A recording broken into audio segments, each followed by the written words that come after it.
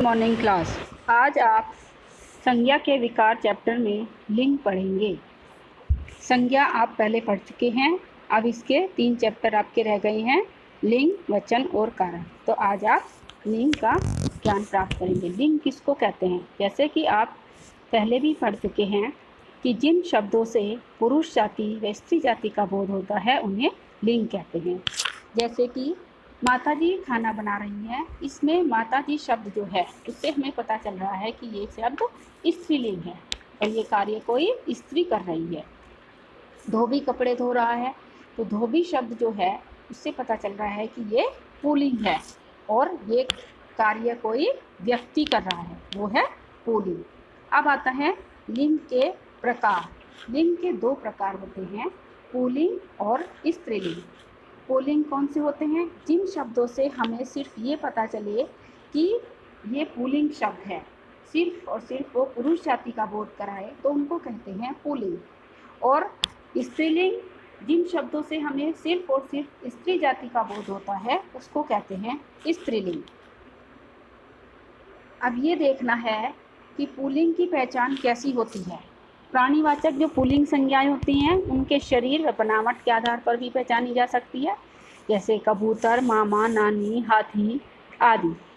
और अप्राणीवाचक जो पुल्लिंग संज्ञाएं होती हैं उनके अभ्यास के आधार पर, जैसे जैसे हम पढ़ते हैं, सुनते हैं, बड़े होते हैं, हमें पता चलता रहता है, हमारी प्रैक्टिस होती रहती है कि कौन से शब्द केवल पुल्लिंग होंगे और कौन से शब्द केवल स्त्रीलिंग। जैसे कि पुल्लिंग शब्द कुछ ऐसे होते हैं जो सदैव पुल्लिंग में ही प्रयोग किए जाते हैं, जैसे कि देशों के नाम, दिनों के नाम, पर्वतों के नाम, समुद्रों के नाम, महीनों के नाम, ग्रहों के नाम, वर्णमाला के अक्षर, बट उसके कुछ अक्षर हैं जैसे ई और री, इनमें ई की आवाज़ आ रही है तो ये स्त्रीलिंग में आते हैं। द्रवों के नाम, घी, सोना, तेल, तांबा, पीतल, दूध, ये सब द्रव होते हैं।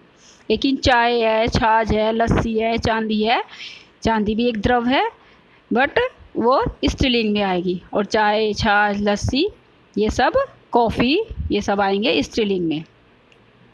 समय सूचक नाम जैसे मिनट, घंटा, माह, सप्ताह आदि, और लेकिन दोपहर, रात, संध्या, ये सब आएंगे स्त्रीलिंग में। समुदाय व समूह के लिए प्रयोग किए जाने वाले शब्द, उदाहरण जैसे माथा, सिर, नाखून, कंघा, पैर, अंगूठा। अनाजों के नाम, गेहूँ, चावल, धान, मक्का आदि, ये भी पुल्लिंग रूप में ही प्रयुक्त होते हैं।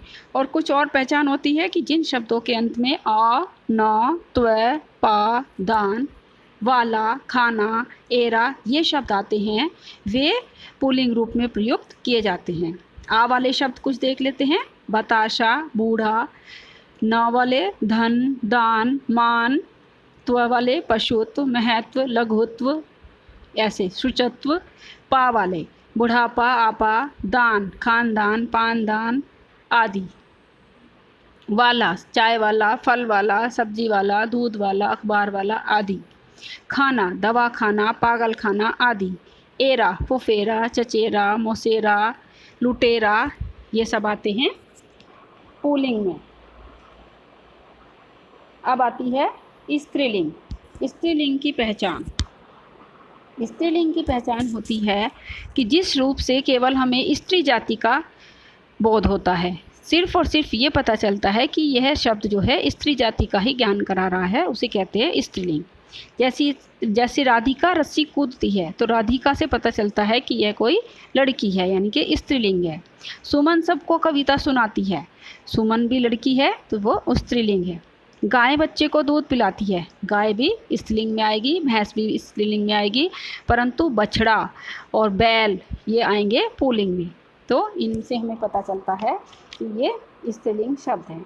अब आती है स्त्रीलिंग की पहचान। जैसे हमने पुल्लिंग की पहचान पढ़ी कि इसके जो प्राणीवाचक स्त्रीलिंग होते हैं उनको देखकर बनावट के आधार पर पहचाना जा सकता है, जैसे मामी, नानी, चाची, दादी। और अप्राणीवाचक जो स्त्रीलिंग होते हैं और उनको उनके अभ्यास के द्वारा, कि जैसे जैसे हम सुनते रहते हैं, अपनी बुक्स में पढ़ते रहते हैं, अपने परिवारजनों से, अपने अध्यापक गणों से सुनते रहते हैं, तो उनको कहते हैं स्त्रीलिंग, फिर हमें पहचान हो जाती है। और इसमें भी कुछ नाम ऐसे होते हैं जो सदैव स्त्रीलिंग में ही प्रयोग किए जाते हैं, जैसे नदियों के नाम, मसालों के नाम, भाषाओं के नाम, तिथियों के नाम, आहारों के नाम। आहार किसको कहते हैं? खाने वाली चीज़ों को, जैसे कि रोटी, खीर, पूरी, सब्जी, कचौरी, सब्जी आदि। अब ऐसे तत्सम शब्द जिनके अंत में अ, अना, व, उ आता है, वे प्राय स्त्रीलिंग होते हैं। आ वाले पुल्लिंग भी होते हैं, जैसे अभी हमने पढ़ा है, और आ वाले स्त्रीलिंग भी होते हैं। दया, सभा, सुषमा, जनता आदि। अना सूचना, कल्पना, भावना आदि। उ वायु, आयु, स्नायु आदि। वो ऐसे तत्सम शब्द जिनके अंत में ख होता है, वे प्राय स्त्रीलिंग होते हैं, जैसे कि कोख, भूख, सूख आदि। और जिन शब्दों के अंत में ई, ता, री, आवट, आहट, या, इका, आरी आदि शब्द आते हैं, वे भी प्राय स्त्रीलिंग में प्रयोग किए जाते हैं। अब ई वाले कुछ शब्द देख लेते हैं। सुई, दही, नहीं। ता वाले एकता, अनेकता, माता। अब री के शब्द सुपारी, कुमारी, नारी आदि। आवट थकावट, मिलावट, बनावट। आहट चिकनाहट, सरसराहट आदि। इया पुड़िया, बुढ़िया, बिटिया, चुहिया आदि। ईका कनिका, सारिका, नायिका, गायिका, अध्यापिका, चिकित्सिका आदि। आरी नारी, बीमारी, कुंवारी, सफारी आदि। अब कुछ ऐसे होते हैं जो एक लिंगीय शब्द होते हैं। एक लिंगीय शब्द किसको कहते हैं? ऐसे शब्द जो केवल पुल्लिंग रूप में ही प्रयोग किए जाते हैं, उन्हें एक लिंगीय शब्द कहते हैं, जो सिर्फ और सिर्फ पुल्लिंग में ही प्रयोग किए जाते हैं, जैसे भालू, कछुआ, भेड़, खरगोश, चीता आदि। तो जब हम इनको एक लिंगीय शब्दों का जब हम स्त्रीलिंग बनाना होता है, तो उसके आगे हम मादा शब्द को जोड़ देते हैं। जैसे अगर भालू को हमें स्त्रीलिंग में लिखना है तो हम क्या लिखेंगे? मादा भालू, मादा कछुआ, मादा भेड़, मादा खरगोश, मादा चीता आदि। ऐसे ही स्त्रीलिंग में भी एक लिंगीय शब्द होते हैं कि जो शब्द केवल स्त्रीलिंग में ही प्रयोग किए जाते हैं, उन्हें एक लिंगीय स्त्रीलिंग शब्द कहते हैं। जैसे कि मछली, हम कभी नहीं बोलते मछला, वो रॉन्ग है। मछली, गिलहरी, तितली, छिपकली, मक्खी आदि। तो ये हुए एक लिंगीय स्त्रीलिंग शब्द। अब आती है स्त्रीलिंग शब्दों को पुल्लिंग बनाने के लिए। जैसे हमने अभी पढ़ा मछली, गिलहरी, तितली आदि, इनको जब हम पुल्लिंग में प्रयोग करेंगे तो कैसे लिखेंगे? इनको हम पुल्लिंग में लिखने के लिए नर मछली, नर गिलहरी, नर तितली, नर छिपकली आदि लिख देते हैं। ये हुए आपके स्त्रीलिंग और पुल्लिंग। जैसे कुछ पदवाची शब्द भी होते हैं, जैसे कि जो चाहे वो स्त्रीलिंग हो या पुल्लिंग हो, किसी के लिए प्रयोग किया जाता है तो वो सिर्फ और सिर्फ हमेशा हम वही शब्द बोलते हैं, जैसे राष्ट्रपति, प्रधानमंत्री, सेनापति, अध्यक्ष आदि। तो इनको कहेंगे पदवाची शब्द। ऐसे ही हम अब कुछ शब्द पढ़ लेंगे, और जो इसका बुक वर्क है वो आप अपनी बुक में से देख करके भी कर सकते हैं।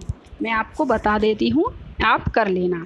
निम्नलिखित शब्दों के स्त्रीलिंग लिखिए। आपको मैं बता सारे देती हूँ पूरे चैप्टर, बट आप खुद कर सकते हैं। और इनके जो ये क्वेश्चन नंबर 3 है, ये आपको ना ही करने हैं ना नोटबुक में करने हैं। इस वाले चैप्टर का नोटबुक का कोई वर्क नहीं है, और जो आपका बुक वर्क है वो भी सिर्फ आपको बुक में ही करना है। जैसे क्वेश्चन नंबर 1 है, निम्नलिखित शब्दों के स्त्रीलिंग लिखिए। तो शब्द है हमारे पास सेवक, इसका स्त्रीलिंग होगा सेविका। लड़का, लड़की।